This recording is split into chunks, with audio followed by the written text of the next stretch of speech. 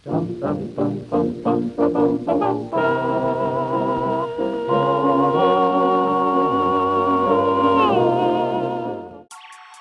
pa rin sa mga pinaka-malalalim na misteryo sa kaugaliang Pilipino ay ito. Sir, saan yung waiting? Ano magpas kayo? Dulo? Doon. Ate, saan yung cancer ng Doon po. doon. Doon, doon? Opo, doon. Saan po yung canteen? Doon o. Saan po? Doon. Saan tayo bibili ng pork chop? Saan po yung mga sumasayaw dito? Sumasayaw na Willie? Okay. Pero, ito raw ay isang kabastusan. Teka, bakit naman bastos? Ano naman ang bastos sa nguso?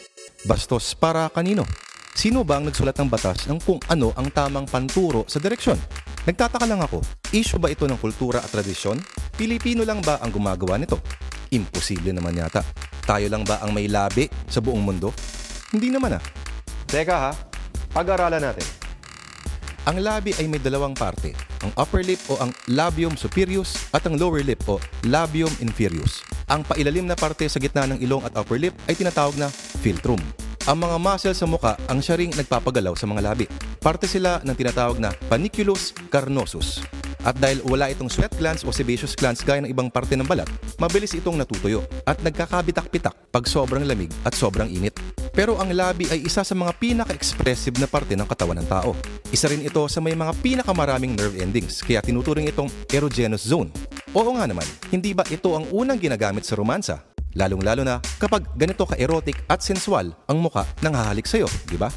So, bakit labi ang ginagamit? Dahil gusto ba nating maging mas expressive kahit sa simpleng pagturo lang ng direksyon? Pero teka, ibig sabihin ba ay expressive din sila?